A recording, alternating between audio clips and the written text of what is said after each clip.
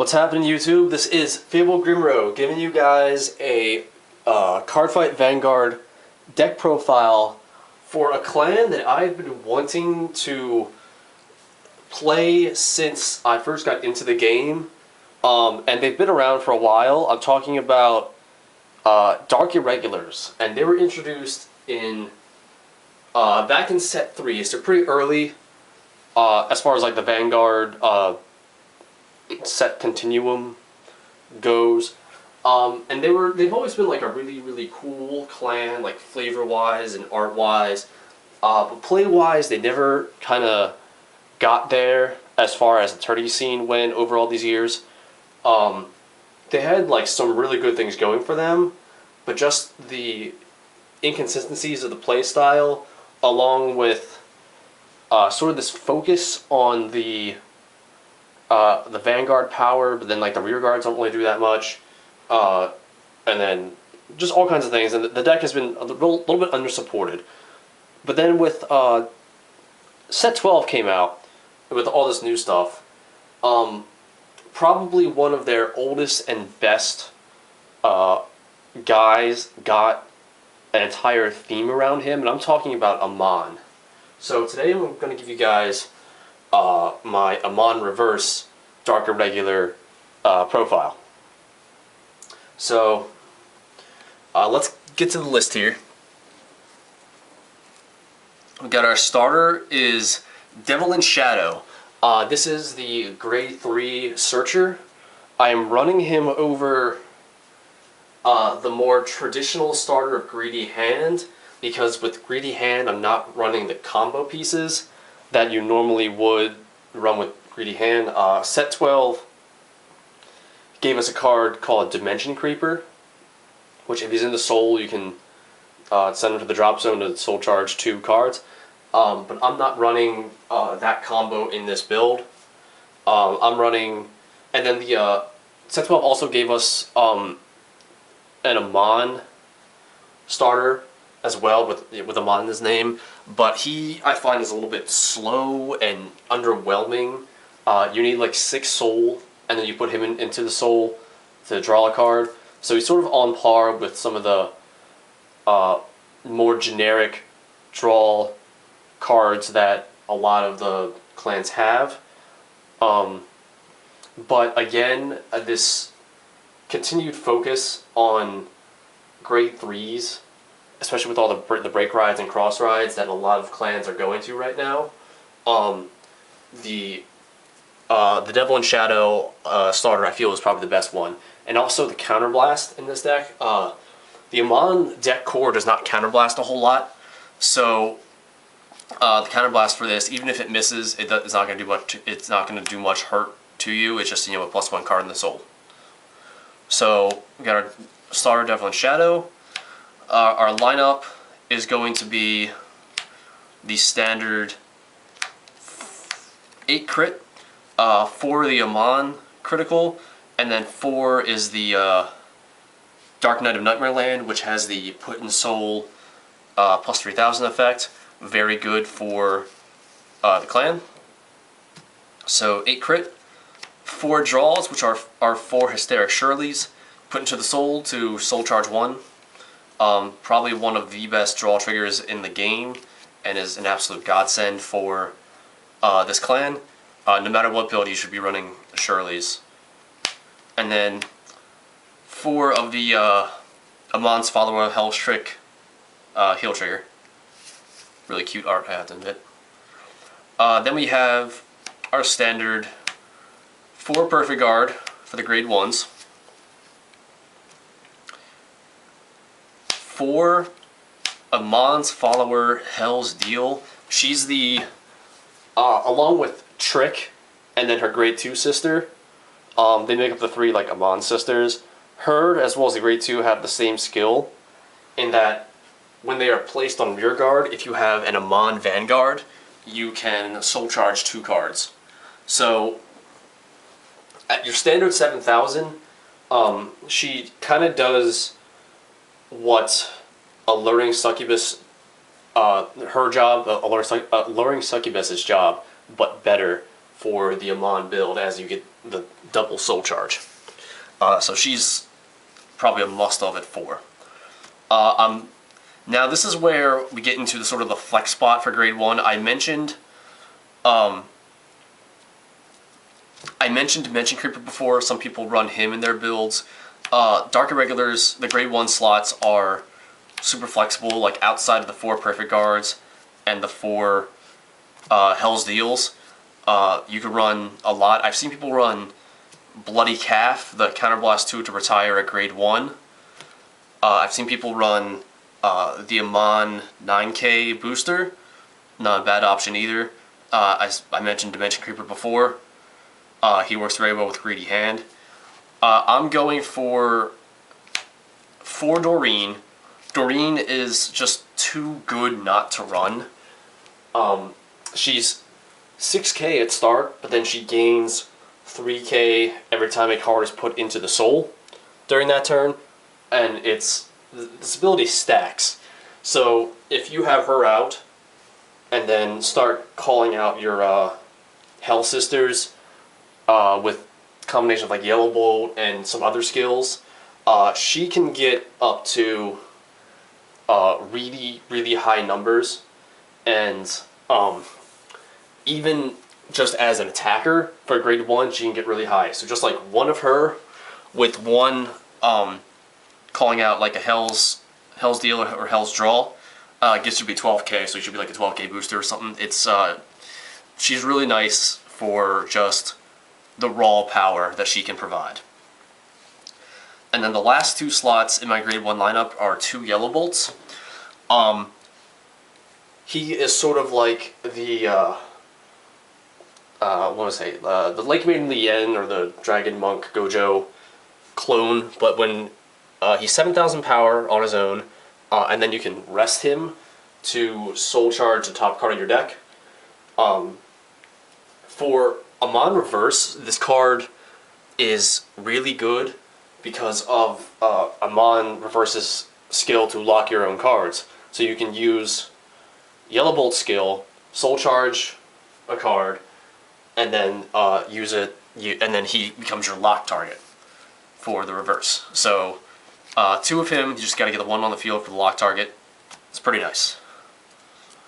For grade 2s, the 4 Hell's Draw, like I mentioned. When she's placed on rear guard, if you have an Amon Vanguard, you soul charge 2. Just like her grade 1 sister, running at 4.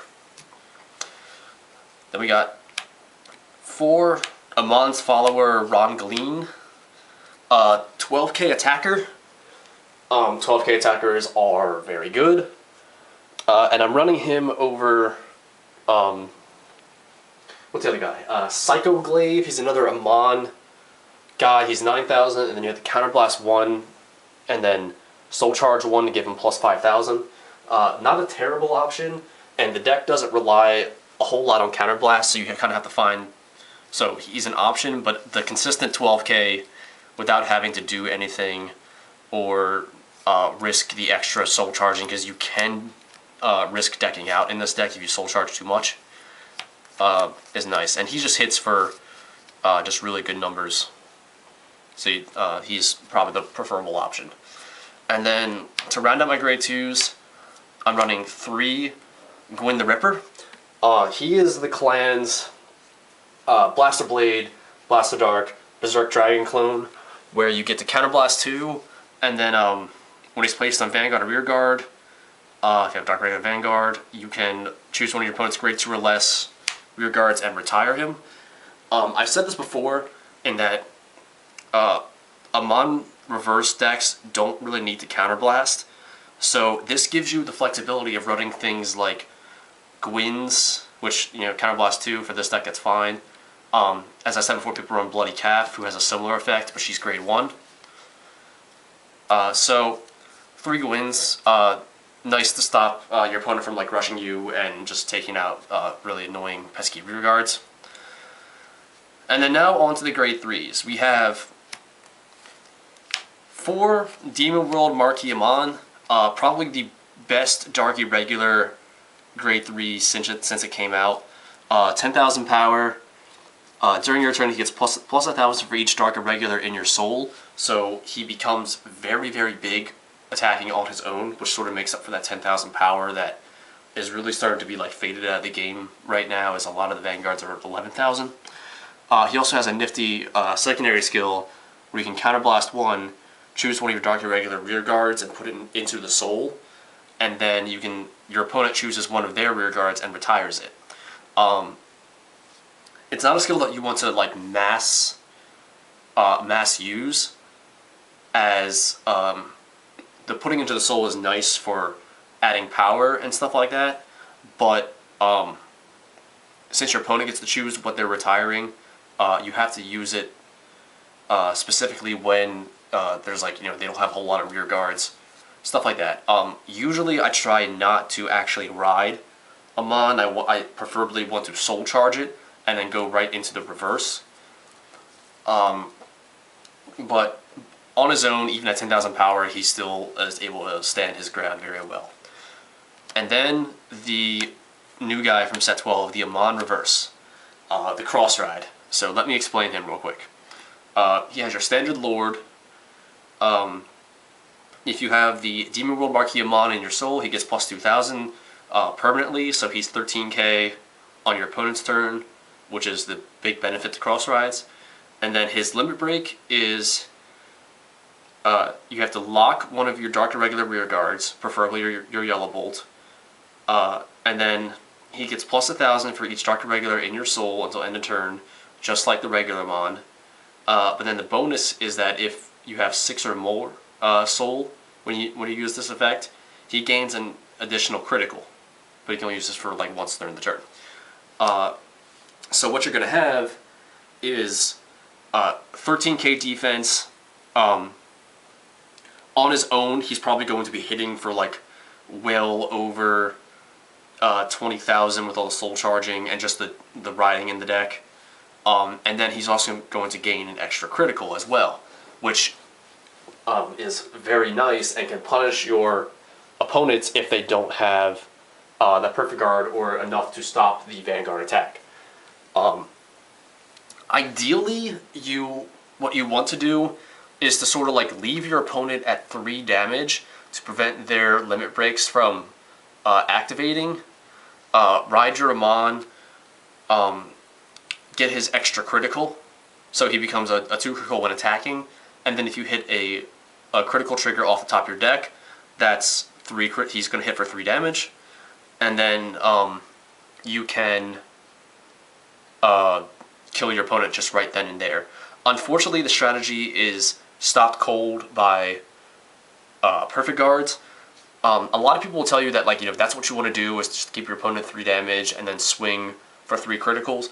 And like, it's nice when it happens, but it's not something that really can be relied on very much, because Sentinels, just perfect guards, can just shut down the strategy all altogether, which has sort of been Dark Irregular's weakness, in that they're focused so much on Vanguard power, and not so much like rear guard abilities, leaves them to be, shut down with, just blocking the Vanguard attack, and then the deck just kind of falls apart.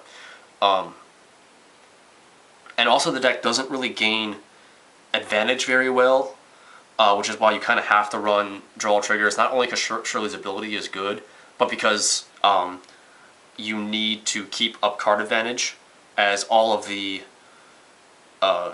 soul charging doesn't really net you any roll advantage like it does with, say, Genesis.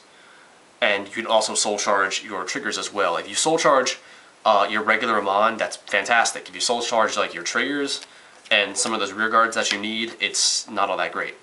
But the deck is still very potent. I believe it won some really big Japanese national tournament, honestly, which was so it's a really, really nice dark horse. So people will definitely respect the power of this deck, and because of the really, really high pressure numbers you're going to get from the Vanguard, it has a fairly decent matchup against things like Link Joker and other stuff that will aim to shut down your rear guards. And this is sure, I'm swinging at you with a 3 critical, 30,000 Vanguard, stuff like that. It's definitely a fun deck to play. I have absolutely no regrets picking up all this stuff. Outside of the regular Amons, and everything else in the deck is pretty cheap. Like the Amon Reverse is actually probably $10 or under. The Amon Perfect Guard is probably like $5 or $6. Commons, rares, Doreen's not expensive. Yellow Bolt's not that expensive. Gwyn's like $1 or $2. Stuff like that. So it's definitely a nice, I wouldn't say budget deck, but like for someone that's not willing to go out and spend $40 on Raging Forms or $20 on Link Joker, Perfect Guards, and Nebula Lords and stuff like that. This is definitely a nice Dark Horse deck that can definitely do some things, and you know, it works really, when it works, it works. It does tend to fall apart at times, though. One note is that the Dark Irregular Break Ride, was it King of Masks, Dantaleon or what his name is, he doesn't work. I'm not running him because he just does not work very well in this build. In that, the plus 10k to rear guards, you're just not going. For one thing, you're hitting for absolutely insane numbers on your own without it. And then you're not always going to want to call your rear guards quite so early into the game, as you'll probably just, you know, ride your Amon and then start calling your Hell Sisters. So avoid the break ride for this. The cross ride version is infinitely better, especially on the defensive side where the deck sort of lacks a little bit. So let me know what you guys think about this build. I know there's a lot of different ways that people have made this deck, so I'd like to hear some feedback from you guys about like what I should do. The way I've tested it so far, like I said, it's been pretty nice. It definitely, when it's on, but just the inconsistency of soul charging kind of sucks at times, but that's just kind of like the nature of the beast. So peace out, YouTube.